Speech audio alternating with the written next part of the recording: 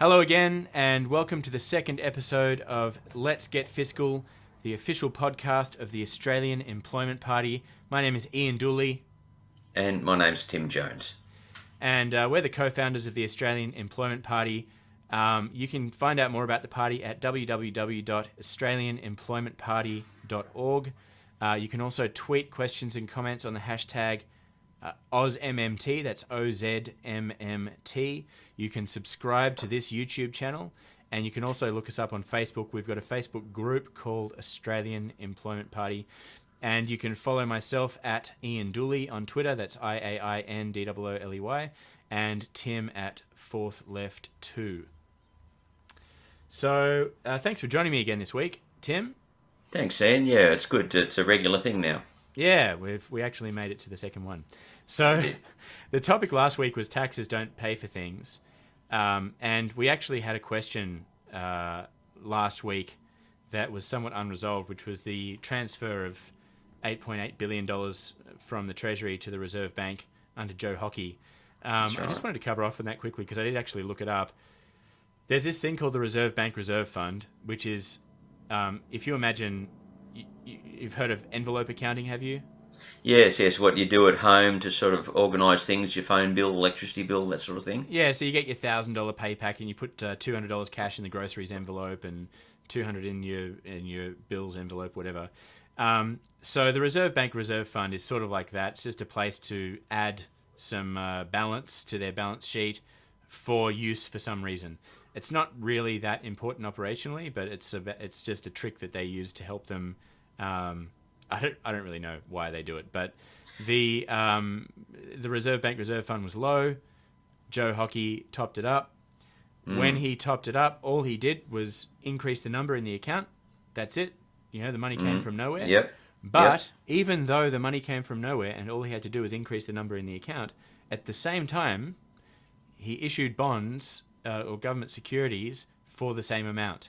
So he removed reserves from the system in one section by issuing bonds and added reserves in another section of the system by which perpetuates this fallacy that they seem to absolutely believe in, that the federal economy is like a household economy. Yeah, that somehow there was need to balance it. They're missing this link, aren't they? They just don't get it, or so nobody's telling them, or it really, it's a funny thing, isn't it? Yeah, so especially the funny thing about that one, the worst, the tragic thing about it, is that it looks like the government borrowed money because they called bond issuing borrowing. So even though it's not, and that's I think most Australians think of it like that, don't they? Well, if they get that far, then that's we're borrowing from others by having them buy our bonds, and that's how they understand it, as like their credit card or whatever else. Right, and that's the subject of our next podcast, that there is no government debt, but that it looks as though the government borrowed a whole bunch of money to give to the Reserve Bank, and that's just a massive fallacy. There was no operational reason for doing it. It was a minor administrative quirk. Since there is no reason to do it, you could even sort of speculate that there was a motivation for the government to issue a large amount of bonds because someone wanted to buy them. Yes, because somebody that they went to school with, perhaps. Look, I'm not just speculation, pure speculation on my behalf. But in the absence of any actual operational reason to do this, you have to wonder, maybe, and given the fact that Australian government bonds are basically welfare for rich people, you have to wonder if maybe there wasn't some other incentive. But all we can do is speculate on that point. So it was basically no good operational reason to do it. Minor administrative detail, blown massively out of proportion, and kind of stupid in the first place. Yes, because the record that the Libs are running on, and Bill Mitchell has been really strong on this about the current government, and we're trying not to be too particular about politics at the moment. It's just making no sense. Just making no sense in what they do, and the complete preoccupation with debt and balancing the budget, so to speak, instead of improving the country is really it's not helping at all. And that's a good segue into our topic for this week, which is that deficits are good. Glad I could help. Yeah, okay. So, and this kind of derives from last week's topic, which was taxes don't pay for things. So taxes don't pay for things. Therefore, there is no limitation that says you can only spend the amount that you tax. You disconnect spending from taxation in the sense that you don't have to have a 1-to-1 balance. There's no rule that says you need to take out the same amount that you put in, or that you can only put in the same amount that you took out last time. So, let's. I just want to start with an analogy to kind of illustrate this. So, imagine that you have a tub, and there's a tap and a drain, and you can change the size of the drain, and you can turn the tap on harder. So you can change the rate at which water leaves, and you can change the rate at which water goes in. Right. Now, you fill the tub up, like say you block the drain and then fill the tub up, and you let the drain out. Now, there's going to be a point at which then you start turning the tap on a little bit, and there's a point at which the drain and the tap equal each other, and the level stays the same. Yes. So, that's then completely balanced. Now imagine that every day, this is a kind of a magical tub, every day the tub just increases in volume a little bit. It just gets a bit wider. Mm. Now, if you leave the tap and the drain Those same, settings, yep. right? Yep. You don't change them, the water level will start to decrease. Mm. So in order to keep the water level at the same height, you need to either slow the rate that you let the water out, or you need to increase the rate at which you put the water in.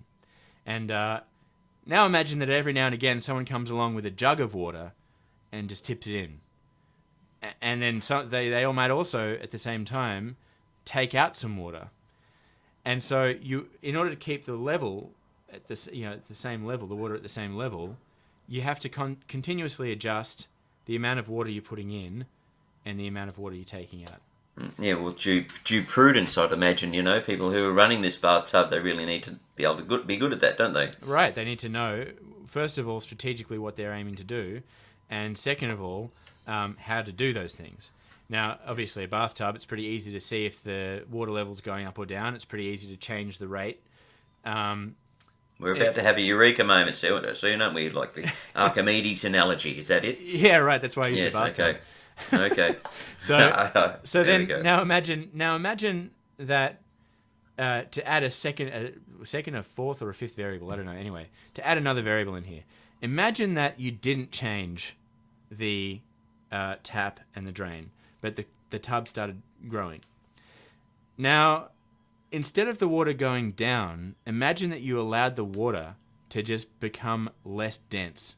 So the water would just expand to fill the same amount of volume, but would become more gaseous and would become less and less stable. If you periodically are flicking matches into the tub, when it's just water, the matches just go out. But eventually, if you let the drain take the water out and you don't put enough back in, and the water becomes less and less dense and eventually just separates out into oxygen and hydrogen, eventually you flick a match in and the whole thing blows. And so that's a pretty good model. It's not accurate theoretically, but visually I think that's a good model for how government spending and taxation works and the role that private credit plays in creating instability in the economy. Okay, so you're saying that private credit does what? So private credit, if you allow private credit creation, what that does is it gives you a bit of, it allows the density of the water to change, if you can imagine that. So that the water sort of becomes, less dense until the point that it becomes a gas, and then, the oxygen and the hydrogen separate, and that's when it becomes really unstable. Mm. But if you didn't allow private credit creation, you would never have that kind of instability, but then you would have to be much more diligent about adjusting the tap and the drain. Okay. So having some private credit creation is helpful because a bathtub is much more simple. The economy is much more complex than a bathtub.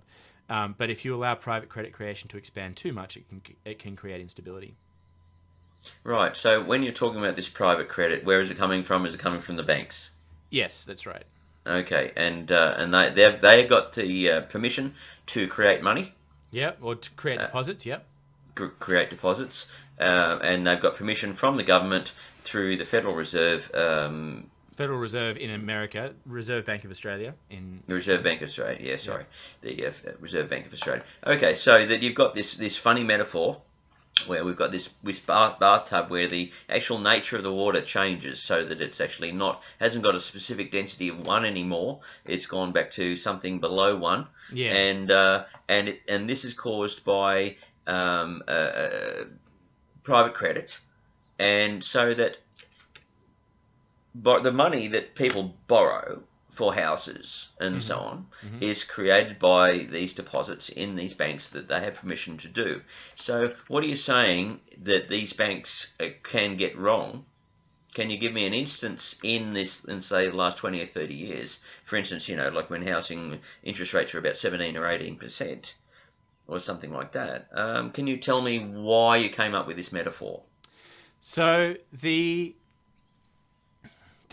period during which interest rates were very, very high was sort of a poor example of monetary policy anyway. But here's basically the reason that private credit creation creates instability is twofold. First of all, when things are going well, private credit creation is robust. Everyone wants to create private credit. And so they will lend quite generously. But as soon as things start to go poorly, they kind of stop lending. And so you get these boom and bust cycles. That's one source of instability. The other problem is that the more you allow private credit to accommodate for the need for the level of the water to stay at the same place. So the more you allow the expansion of the water rather than injecting more water at the top, the more everyone is paying in interest. So when you lend me money, when you buy my house, right, and you've got a loan from the Commonwealth Bank, and you buy my house, now all of a sudden there's deposits created, but when you pay it back, you're paying interest. And then you might rent out the house to someone, and then so a portion of their rent is going towards interest repayments. And the same thing happens across the board. Say I get a personal loan to go on a holiday or whatever. The money that's created by doing those things is used to pay people's wages. So there's the money is real, like it's used to do things, but at the base of it all, there's an increasing percentage of the total amount of money circling the economy that is being used as interest payments. And so you get this situation where the finance sector can be growing, but the non-finance sector of the economy is actually experiencing deflation, or is experiencing not deflation but a recession. Which is what Billy Blogg has been warning us about this week in his Friday blog. Yeah, so he's saying that the economy overall is deflating. But yes. even and which is worse because even the finance sector is still growing quite strongly. Because the levers are broken now, aren't they? We can't lower interest rates. Like I think Japan had negative interest rates recently. Yeah, which is crazy. And Paul Keating's levers. There we go with the rabbits ears. They can't do it anymore. They've got the levers stuck fully back. They cannot lower. They've got no control. So it does seem we're teetering on the brink of something, aren't we? Well, I think you're teetering on the brink of the fact that you've allowed private credit creation to accommodate the need for the water to stay at that level for too long. So you've basically kind of getting to a point where across the board, because this has been happening since the 80s, right? They started deregulating and privatization in the 80s. And it's the deregulation and lack of credit controls that allows banks and financial institutions to create so much credit. And because that credit creation is so robust, that has allowed the government to really take their eye off the ball when it comes to managing the tap.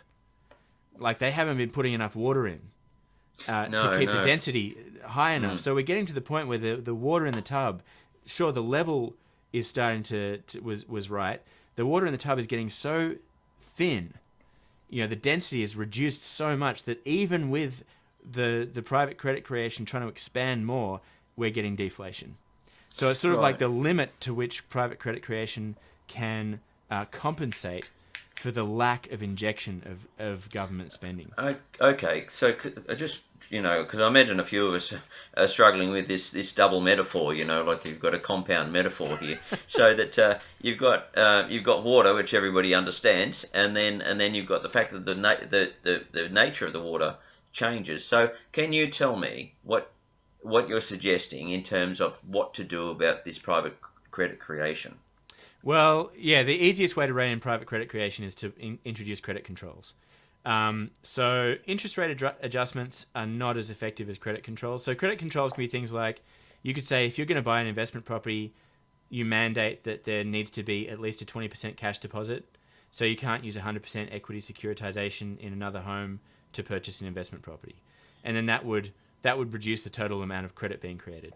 Another example might be introducing more regulation on issuing of credit cards. So a lot of consumer credit gets created. Issuing tighter credit controls on what sorts of loans or how much loans you can make to people on a various incomes to buy things like cars and those types of things. So there's a lot of really aggressive credit creation. Well, this is people talking about the Royal Commission to the banks. Basically, the result of a Royal Commission in the banks into banking would be to discover, if it was doing its job, that the complete absence of effective regulation has allowed very aggressive private credit creation. Well, that's right, and I guess I haven't researched very much. Like I'm a bit of an old lefty and all that sort of thing. I remember Commonwealth Bank, and of course, you've got the Rum Corps sort of operating in Australia, the Rum Corps and the convicts. This is our class system. Before, the Commonwealth Bank used to be a national, what do you call it? Property. It was an asset, a national asset, owned by the government, run by the government, and then they sold it off. Now that was approved by Labor Party and then enacted by John Howard. I think we touched this on this last thing, and I wonder, because banks are driven by profits, and all of them have shareholders, and of course the shareholders are purely interested in returns. And dividends, so that you don't have a sort of, how would you call it, excuse the term, but a noble character leading the way, because as far as everyone knows, then the banks do collude with each other so that they can get away with what each other get away with, because they've already agreed to get away with this stuff. So forming a question here, do you know anything about the history of the Commonwealth Bank? Do you think that things have really gone amok since privatisation? They have definitely gone amok since privatisation in this country and around the world. So banks have been allowed to get far too large. And the investment banking sector, particularly in the US, is just crazy. Like, they're so big and they create so much credit and they wield so much power that the regulatory bodies are just asleep at the wheel. So,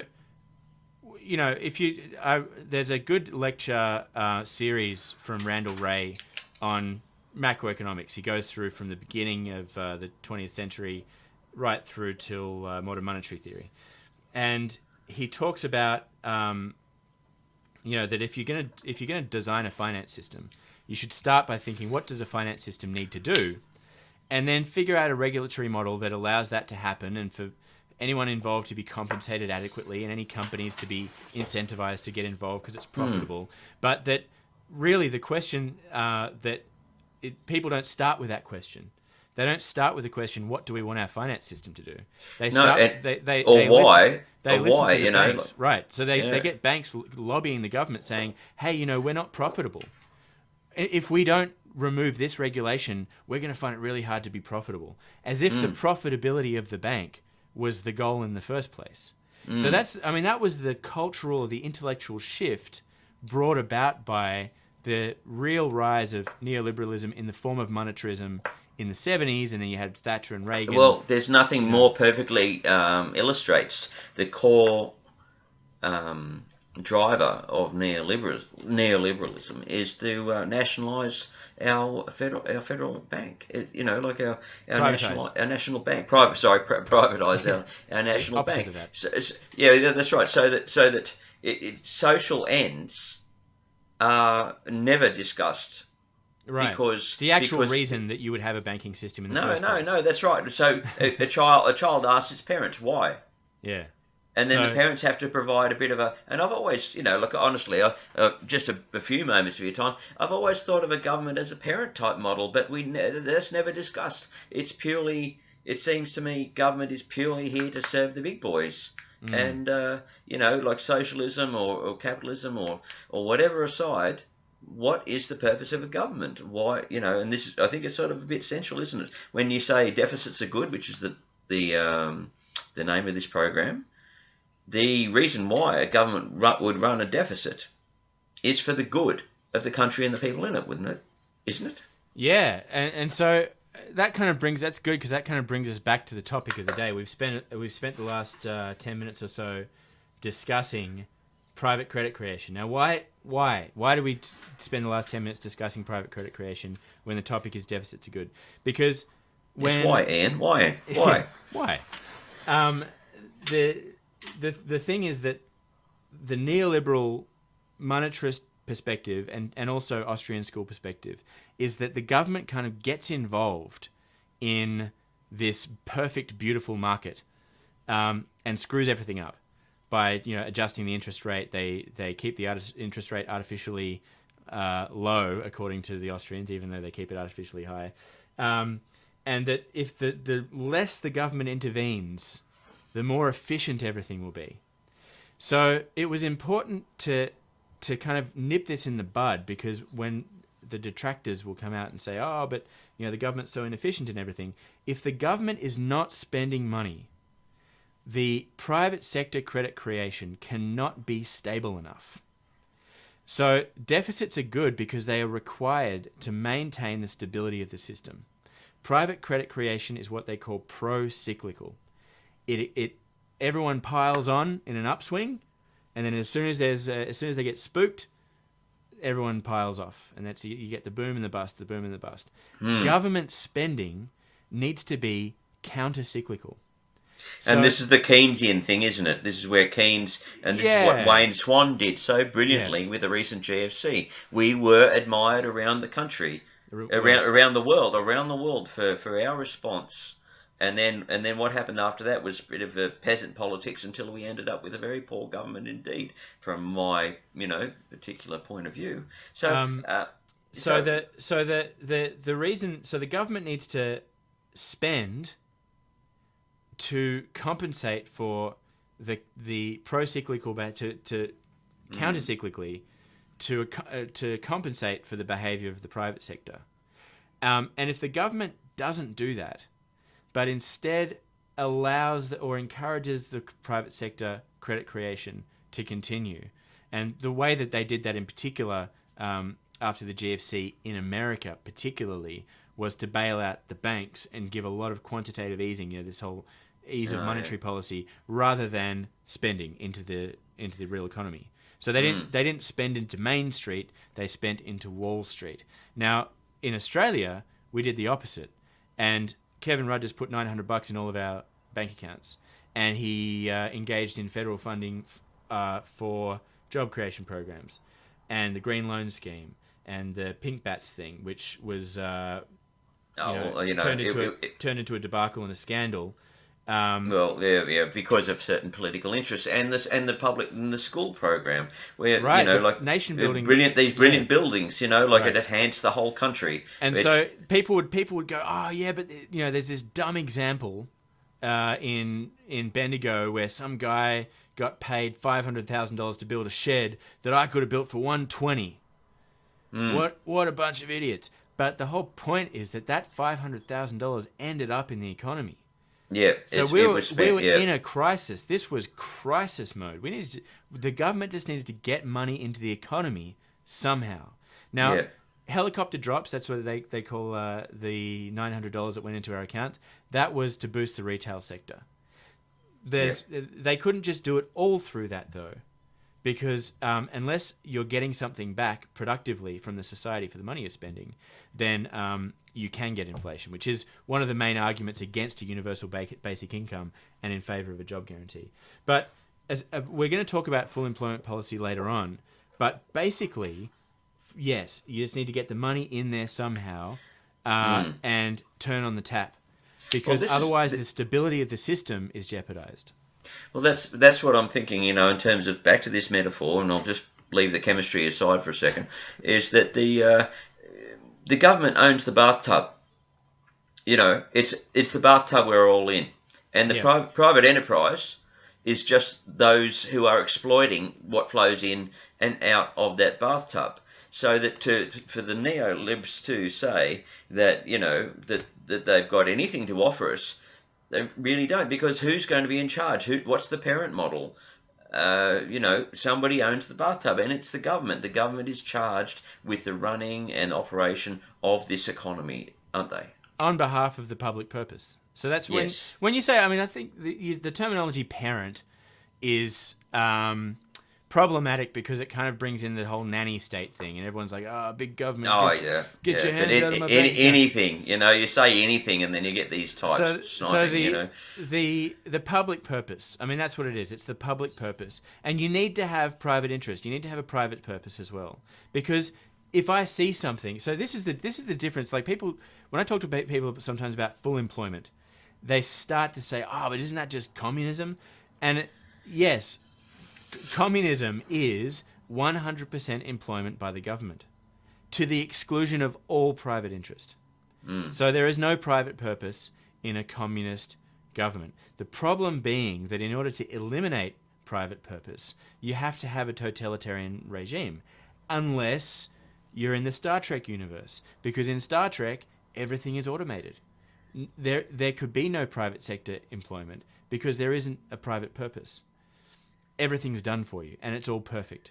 So at the point where everything is done, and everything is automated, and everything is perfect, at that point, yes, you would have 100% employment. Yes, but it's like a parallel. It would never happen. Yeah, right? It sounds like West Wing, doesn't it? Like a, So basically, that would never happen. You would never get to the stage where you have 100% government employment. But the government needs to adjust the amount of people it employs in order to mop up the spare capacity not used by the private sector. So you need to have private purpose. If I am an entrepreneurial type and I see something that I disagree with, I want the right to go and try and solve that problem. And if I get it right, then that leads to innovation, and we're all better off, and that's new technology and whatever. But we don't hear how do you call it, disinterested parties reporting back on the efficacy or the efficiencies of privatisation. We only get the spin. And so that it seems to me that if we have a public works program, and it used to be done by the Public Work Commission or whatever, the department, and then suddenly we're paying billions and billions to somebody to do the same thing, and their main goal is to come away with 40% profit. Right. Yeah. Whereas the government doesn't. So why didn't we make the initial organisation more efficient? What's wrong with us? We can't make something efficient. Do we need people who come in, profiteers, to come in and do this? So it's interesting. Anyway, we've only got a couple of minutes before our half-hour mark, Ian. So what do you think? Yeah. So I guess the key thing that I want people to be left with now is that when governments talk about the deficit, as if it's unsustainable. As if the government somehow has to end up, whether in the short term or the long term, balancing the books. And this is sometimes you might hear the terminology deficit dove and deficit hawk. Deficit hawks are meaning that every year we should be balancing the budget. Deficit doves are, we should balance the budget over the long term. And then the modern monetary theorists are sometimes called deficit owls, because they say that you either need a deficit or not, depending on what the economy is doing. So I think the important thing is that it's actually a surplus that is the most likely thing to be unsustainable, not a deficit. Because and if you can imagine it, rather than it being a household, imagine it like the bathtub that grows a little bit every day. And if you don't keep putting in more money, either the water level goes down or the system becomes unstable. So the method for putting that money in, that's the subject of our fourth installment about full employment. Right. There's But Keynesian. There's the Keynesian pump priming, which is just basically put money out, and then there's the job guarantee, which is the full employment thing. Okay. But however you do it, right? However you do it, the government needs to put money into the system, and you can't rely solely on private credit creation. Right, and it really is almost a negligence on the part of the government not to even think that like that, isn't it? Yeah, I mean, this is the same thing we ended up at last time. Like, what if this is true? What the hell is going on? Yeah. And that's where Bill Mitchell is saying, what the hell is going on? So I mean, it's genuinely, monetarists believe this. Like, they genuinely believe that that the government should balance its books. And it's based on this flawed framework where they've got these intersecting lines and all these nice looking, nice feeling kind of simple equations, and that they kind of want the world to work that way and be this nice simple set of lines and everything. It's wishful thinking. And it's just kind of technocrat sort of bullshit. Really, You've said it. Yep, good oath. The economy is a social. The economy is a social tool. Yeah. And it has a social purpose. And it's not a technical, project. It's a social project. Well, this is a thing, and it seems to me that you have 2 points of view. One, that a population is a source of profit, or a population is a society. And, not to spend too much on it, but it depends on what attitude or actions a government takes as to which point of view they start from. So that if you're only looking at people as economic units, then it creates enormous amount of difficulty, because in the pursuit of a surplus, then of course you destroy an education system, a health system. In America, for instance, the infrastructure is falling into the river. Yeah. So a surplus is definitely the least sustainable thing that you can have. There is a situation where you'd run a surplus. I think it's Norway has huge oil exports relative to their GDP. And so all of these people, they're creating a lot of... Everyone wants their money, and they have to create all this money, and then the money flows into their economy. So they have to tax the hell out of the population to get the money out. Otherwise, there'll be too much inflation. And they have to figure out where to tax to make it equitable and, redistribute the money and kind of keep control of the whole situation. Well, it's a good example, isn't it? So that's an example of where if you are exporting... And that's in this analogy, the bathtub thing, that's the jug. If you've got people tipping water in all the time, so much water being tipped in, then you've got to reduce the tap to a trickle, because otherwise the bathtub's going to overflow. There are situations where you need a surplus, but it's certainly not Australia. It's never been Australia. It's certainly not Australia now, and we dramatically need to increase government spending. So the method of increasing spending is very important, though. And it's just a huge distraction from what we really need to do at the moment, isn't it? The whole balancing budget thing. Yeah. It's like ridiculous. It's insane that we even talk about things on that level. And our journalists continue to support that. They have no other alternate point of view. Well, I mean, the thing is that journalists aren't economists, right? So they have to hunt around. There's only one, or there's like three: Phil Lorne, Stephen Hale, and Bill Mitchell. My apologies to any other prominent modern monetary theorists in Australia, but I think that's basically it.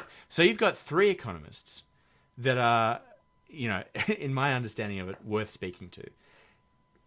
Every journalist in the country going to call those same three people every single time they want to have a discussion about economics? That's that's untenable. So you've just got a real supply problem. Like, every political party talks from the neoliberal playbook.